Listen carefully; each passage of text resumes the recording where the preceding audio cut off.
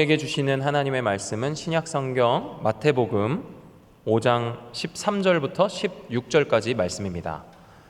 신약성경 마태복음 5장 13절부터 16절까지 말씀 우리 교독하겠습니다. 13절부터 16절 제가 먼저 읽고 마지막은 합독하는 것으로 교독하겠습니다. 너희는 세상의 소금이니 소금이 만일 그 맛을 잃으면 무엇으로 짜게 하리요? 후에는 아무 쓸데없어 다만 밖에 버려져 사람에게 밟힐 뿐이니라.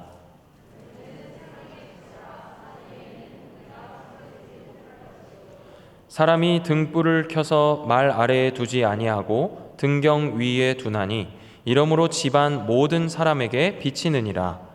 이같이 너희 빛이 사람 앞에 비치게 하여 그들로 너희 착한 행실을 보고 하늘에 계신 너희 아버지께 영광을 돌리게 하라. 아멘. 네. 지난 이틀 동안의 바자회로 수고하신 우리 성도 여러분들 진심으로 수고하셨다고 말씀드리고 싶습니다. 우리 좌우에 계신 우리 동료 성도님들에게 수고하셨다고 박수로 격려하겠습니다. 네, 수고 많으셨습니다. 네, 새벽부터 이렇게 좌판을 펼치느라고 수고하신 우리 형제 성도님들도 계시고, 또 이게 눈에 보이는 곳이 아니라 주방 저 구석에서 안 보이는 데서 이렇게 섬기셨던 많은 성도님들이 계시는데요. 제가 이렇게 보면서 우리 교회의 이 역사와 전통의 자부심을 느끼시는 우리 성도님들의 밝고 기쁜 표정을 보면서 저 역시 함께 뿌듯한 마음으로 바자회를 참여할 수 있었습니다. 사실 이제 바자회를 앞두고 우리가 굿윌 스토어와 함께 캠페인도 했었고, 또 필리핀에 후원 물자를 보낸 일도 있었기 때문에 이게 물건이 많이 없을까봐 사실 걱정을 했었어요. 근데 첫날 아침에 지하에 보관되어 있던 물품들을 꺼내려고 이제 목사님들이랑 우리 집사님들이랑 같이 갔는데 깜짝 놀랐습니다. 이거 언제 다 팔지? 막 이렇게 막 가슴이 벌렁거리고 이거 언제 다 나르나 걱정을 많이 했는데 순식간에 장사하는 이 집사님들의 이 수완이 막 혹했어요. 저도 많이 샀거든요. 그래서 사갖고 집에 와서 보니까 이걸 왜 샀지 싶은 것들도 있었지만, 그래도 감사한 마음으로 물건들을 이렇게 혹해서 많이 샀습니다. 아무튼 너무 많이 수고하셨고, 감사의 인사를 드리고 싶습니다. 우리가 이제 바자회가 끝났지만 이게 개수를 해서 또 계획됐던 이웃 사랑 실천을 위한 돈으로도 사용될 것이고, 또 선교지에 계시는 우리 선교사님들을 위해서 사용될 텐데요. 이 바자회가 우리의 만족으로 끝나지 않고 이렇게 흘러갈 수 있는, 여러 곳으로 흘러 보내지는 그런 바자회가 되기를 우리가 함께 또 기도해야 될 책임이 있는 줄로 생각합니다. 오늘 밤에 제가 이렇게 주저리 앞에 길게 했는데요. 죄송합니다. 제가 설교를 준비하면서 우리 성도님들 많이 힘드실 텐데 어떻게 집중해서 말씀을 잘 들으실 수 있을까 생각을 하다가, 제가 1일 연속곡보다 즐겁게 연기를 좀 하면 즐거우시지 않을까 생각해서 셰익스피어의, 아세요? 셰익스피어? 들어는 보셨을 거예요. 셰익스피어의 리어 왕이라고 하는 작품, 4대 비극 가운데 하나인 리어 왕이라고 하는 작품을 좀 소개해드리면서 우리 오늘 말씀을 시작해 보려고 합니다. 10손가락 중에 10손가락 깨물어서 안 아픈 손가락 없다. 우리 자식들을 사랑하는 그 마음을 빗대어서 이렇게 이야기하지만, 이 리어 왕이라고 하는, 발음도 잘 안 돼요. 리어 왕이라고 하는 이 작품 속에 있는 주인공 리어 왕에게 3명의 딸이 있었는데 막내딸을 가장 사랑하는 왕이었습니다. 이 사람이 다 사랑했겠지만 특별히 자기가 막내딸을 가장 사랑한다고 이야기해요. 근데 이 왕의 이 편애가 이 이야기의 그 갈등의 시작이에요. 이 리어 왕이 어느 날 갑자기 자기의 노년을 생각하고 걱정하면서 좀 편하게 이 말년을 보내려면 내가 나의 재산과 이 영토를 3분할을 해서 우리 딸들에게 나누어 주고, 나는 여러 기사들과 함께 이 영지를 돌아다니면서 그렇게 좀 편하게 통치에서 물러나서 편하게 여생을 보내고 싶다는 계획을 세우게 됐어요. 그리고 딸들을 모아서 그들의 충성심을 확인할 자리를 만들게 되었습니다. 그리고 하나하나에게 자기 자신을, 그러니까 리어 왕을 얼마나 사랑하는지, 자기를 얼마나 존경하고 사랑하고 충성하면서 나를 생각하는지 확인하려고 한 명 한 명 그 충성심을 표현해 보라고 했습니다.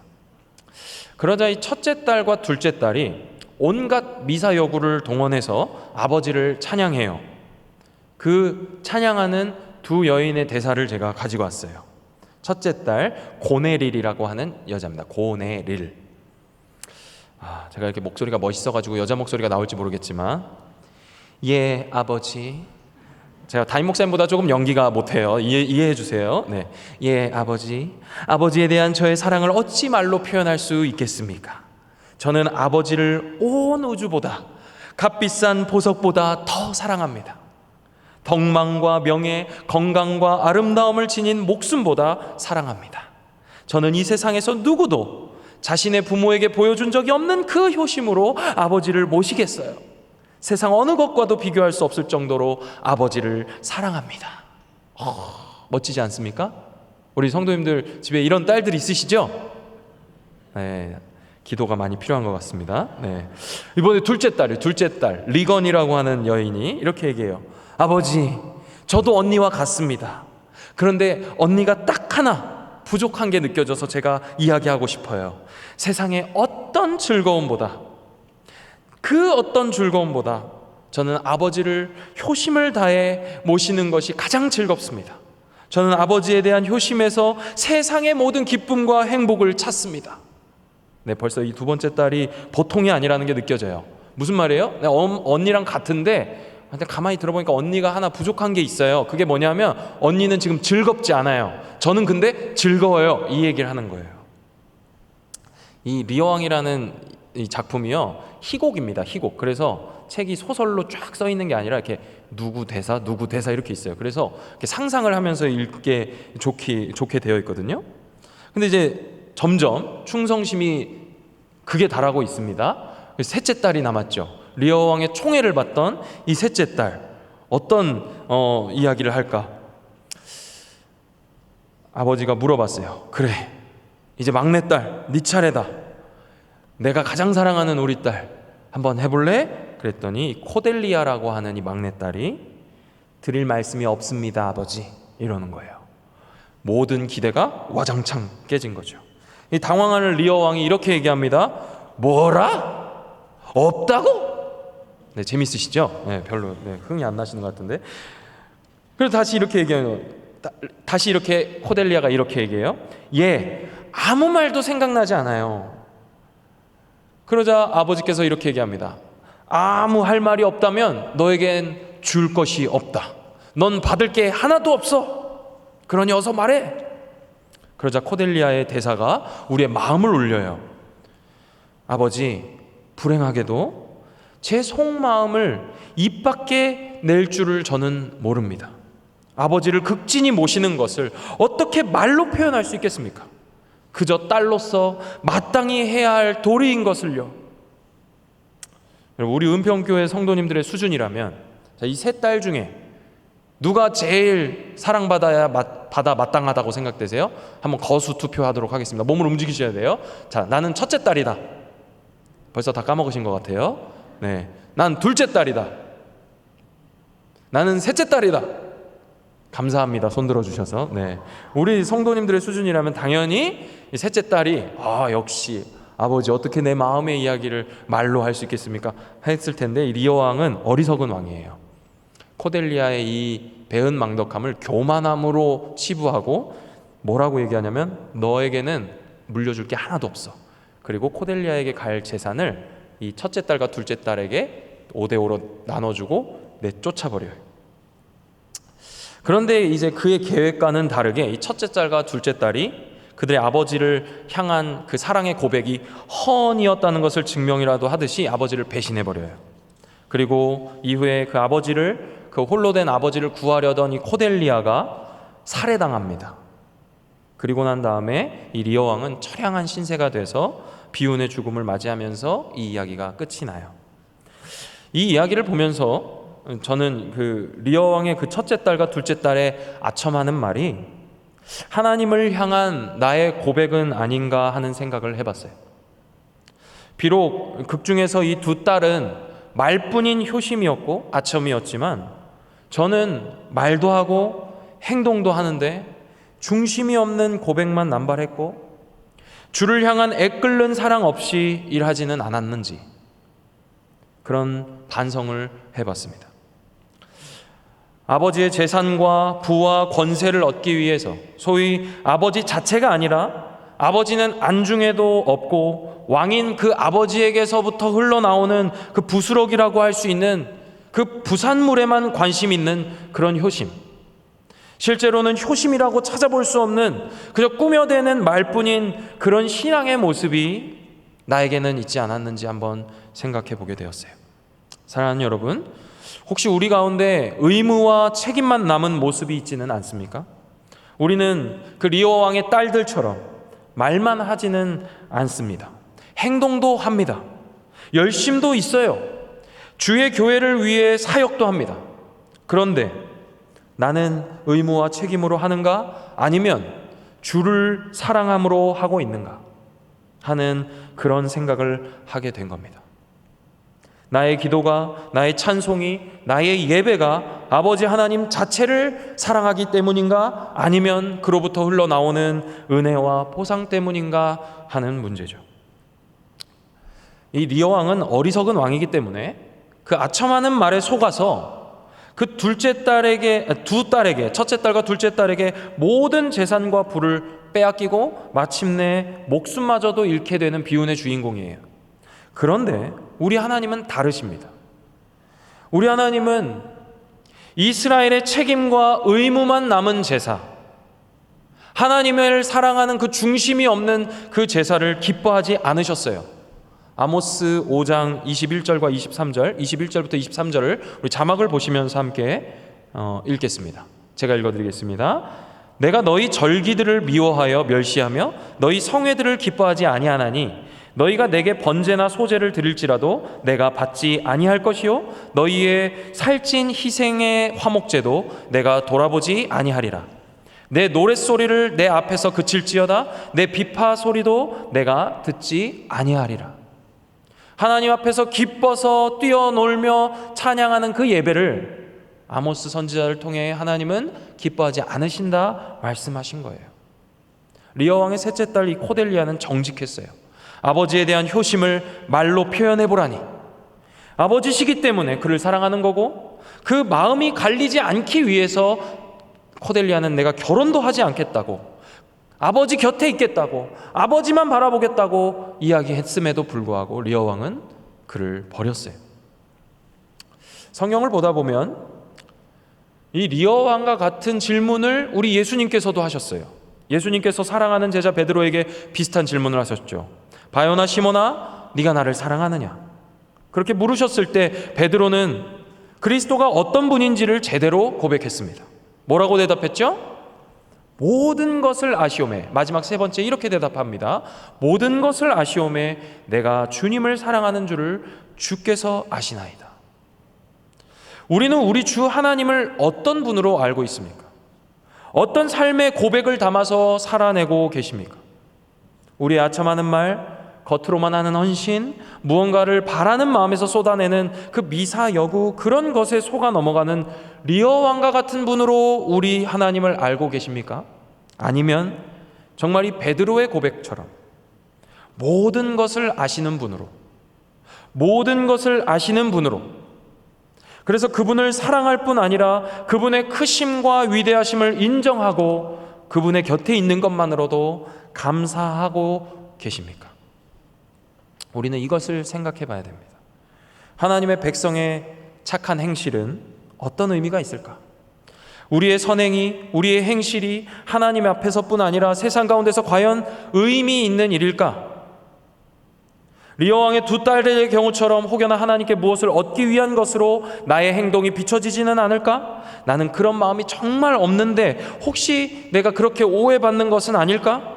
또는 누군가가 나에게 너 왜 유난이냐고, 그렇게 열심히 신앙생활하고 손해본 듯이 산다고 누가 알아주기나 하냐고 하는 그 비난이 두려워서 걱정하면서 신앙생활을 하고 계시지는 않으십니까?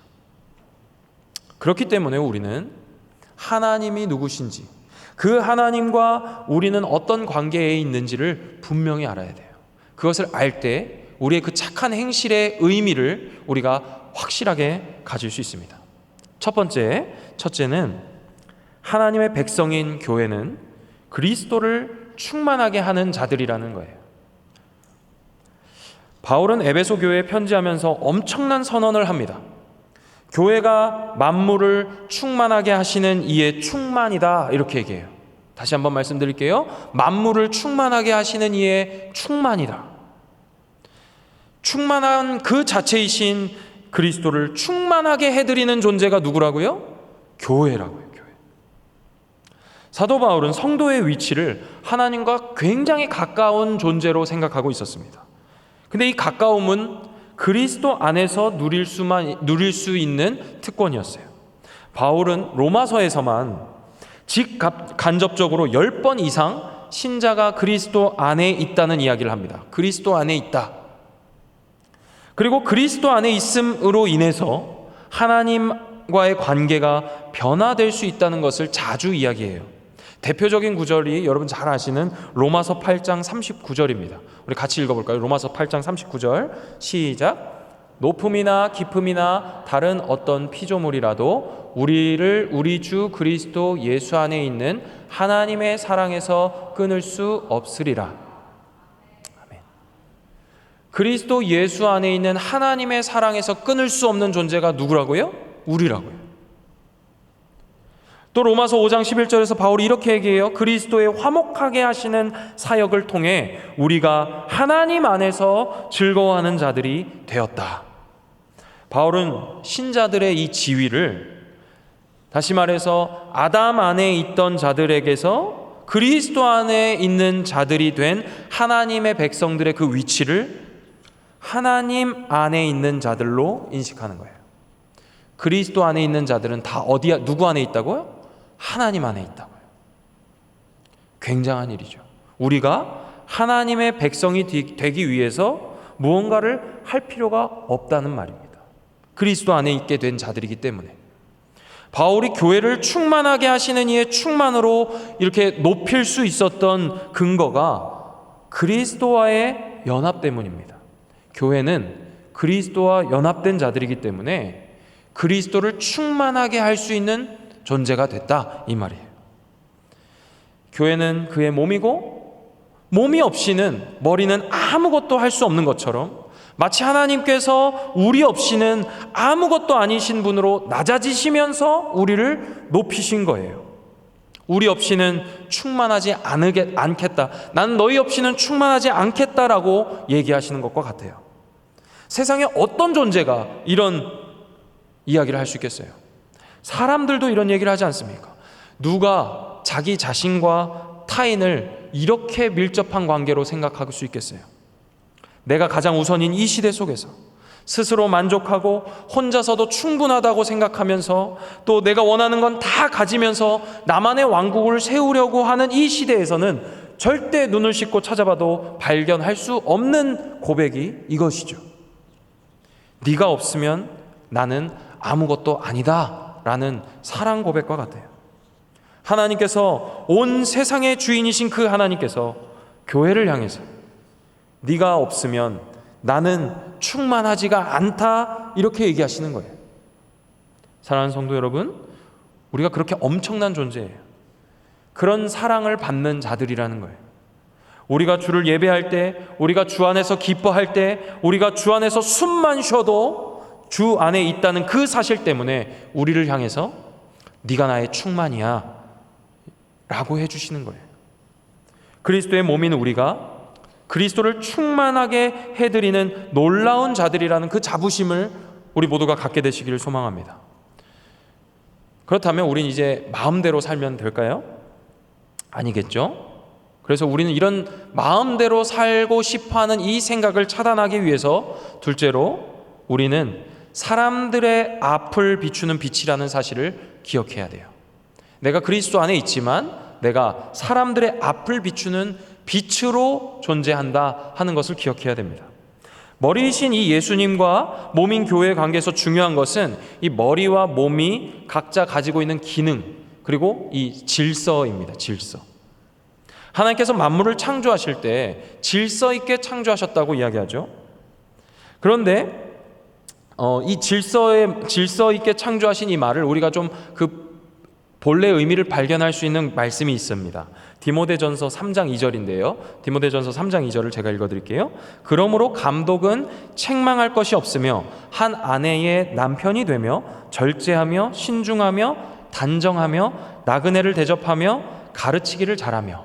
여기서 이 단정하며라는 말은요, 이 말의 어원이 원래 세상, 우주를 뜻하는 코스모스라는 단어의 파생어예요. 코스모스. 자, 노래가 갑자기 생각나는데, 네, 그 코스모스가 아니고 우주를 의미하는 코스모스. 해가 뜨고 지는 거, 그에 따라서 계절이 변하고 꽃이 피고 열매를 맺고 또 사람이 늙어가고 하는 그 모든 것들이 이 세상에서 뒤죽박죽 일어나는 게 아니라 질서정연하게 진행이 되죠. 세상과 우주는 이 다양한 법칙들이 아주 정교하게 서로 상호작용을 하면서 진행됩니다. 하나님께서는 그 모든 피조물들의 경계를 지으셨고 그것들이 그 경계를 넘어서지 않도록 만드셨어요. 그래서 예레미야에 보면 파도가 땅을 침범하지만 삼키지 못한다 이렇게 얘기하지 않습니까? 표범의 점이 지울 수 없다. 표범의 점을 지울 수 없다. 이렇게 또 이야기하고 계세요. 각 피조물들이 그 존재의 목적에 맞게 기능하는 상태, 그게 질서예요. 그리고 이 디모데전서에서 얘기하는 단정함입니다. 단정함. 근데 이 감독의 작용으로 이 단정함을 말하고 있는 것은요, 그 감독은 하나님께서 만들어 놓으신 이 질서를 아는 사람이어야 된다 이 말이에요. 옷을 단정하게 입고 다닌다는 말이 아니라 이 질서를 알고 그 질서 있게 행동한다는 뜻이에요. 따라서 하나님께서 창조주시라는 것과 내가 피조물이라는 이 변하지 않는 사실을 인정하고 하나님께서 만드신 그 율례와 법도를 따라서 살아가는 것, 그것이 감독의 자격이다라고 바울이 얘기하고 있는 거죠. 근데 이게 감독의 자격이기만 하겠습니까? 우리 모든 신약의 성도들의 자격이죠. 성도의 자세라고 할 수 있는 거예요. 오늘 본문에서 예수님은 빛인 우리에게 그 빛의 존재 목적을 가르쳐주고 계세요. 빛은 빛을 내야지 빛입니다. 저 하늘에 있는 저 태양이 의미 없이 빛을 발하지 않죠.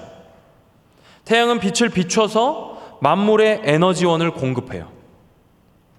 하나님을 알지 못하는 사람들은 이런 태양을 보면서 태양 자체를 숭배하기도 했습니다. 그런데 우리는 그 태양을 보면서 누구를 바라보나요? 태양을 지으신 하나님을 찬양합니다.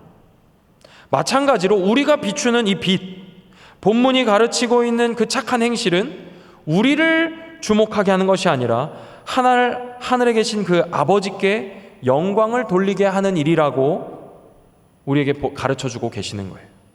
태양을 통해서 그것을 지으신 주를 주목하듯이 하나님께서 우리에게 기대하시는 것은 우리의 착한 행실이라는 그것을 통해서 하나님을 보게 하는 그 일을 우리에게 기대하고 계시는 것이죠. 사랑하는 여러분, 세상 가운데서 우리의 착한 행실은 우리를 주목하게 하는 것 이상의 목적이 있습니다. 그렇기 때문에 우리의 희생, 우리의 선행, 우리의 착한 행실은 선택의 문제가 아니라 주께서 우리를 그렇게 지으셨다는 그 목적이기 때문에 당연한 일이에요. 우리가 존재하는 목적이에요. 하나님께서 하나님의 백성들을 이 땅에 두신 이유이기도 하죠. 그렇기 때문에 저와 여러분은 그 착한 행실이 이 땅에 떨어질까 노심초사할 필요가 없어요. 내가 하는 이 착한 행실이 무슨 의미가 있겠나 걱정할 필요가 없어요. 하나님이 우리를 그 기능을 하도록 만드셨기에 우리의 그 행실을 통해 세상은 반드시 주를 볼 것입니다. 그렇기 때문에 여러분들의 행실을 통해 혹시나 주를 보지 못할까? 혹시나 내가 다른 사람들을 낙심하게 하진 않을까? 나의 열심이 괜한 열심이 누군가를 실족하게 하진 않을까? 내가 이렇게 열심히 신앙생활하고 내가 손해보면서 사는 것이 무슨 의미가 있겠나? 걱정할 필요가 없어요. 오늘까지 진행된 이웃사랑 바자회가 진행되는 동안에 너무 덥지도 않고 너무 춥지도 않고 좋은 일기 속에서 우리의 웃음과 기쁨 가운데 잘 마무리가 되었습니다. 사랑하는 여러분, 우리의 모든 수고를 주께서 아십니다.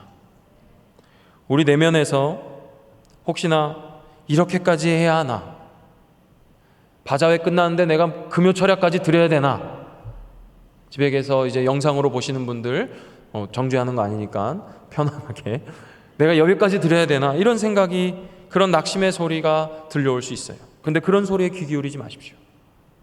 저와 여러분은 그리스도를 충만하게 하는 충만, 그 충만인 교회입니다. 우리의 행실을 통해서 세상은 주를 볼 것입니다. 그렇기 때문에 더욱 열심히 그 착한 행실에 매진하는 우리가 되어야겠죠. 우리 함께 말씀을 생각하시면서 먼저 기도하고 싶습니다. 우리 찬양팀 준비하시는 동안 우리 함께 기도하겠어요. 하나님, 저희가 오랜 시간 동안 준비했고 또 예년보다 하루가 준 이틀이긴 하지만 이틀 동안 열심히 밤낮으로 우리가 헌신했습니다. 그렇게 열심을 내서 우리가 선한 일을 이 지역 사회 가운데 하기 위해서 애썼지만 우리 한켠에는 그런 걱정도 있습니다. 하나님, 이 행실이 우리의 의가 되지는 않을까, 또는 이 행실을 통해서 내가 구원에 뭐 더 보탬이 된다고 하지 않는데 내 몸이 혹시 축나진 않을까, 이 행실이 세상과 하나님 앞에서 아무 의미 없는 일이 되어버리지는 않을까, 그런 걱정이 내 안에 있습니다. 그러나 주님, 우리를 통해 충만하게 하시겠다 하시니 감사합니다. 그리고 나의 착한 행실의 이 결단이 무너지지 않게 주님 나와 함께 하여 주십시오. 우리 이렇게 우리 주님의 이름 한번 부르시면서 함께 기도하겠습니다. 하나님 감사합니다.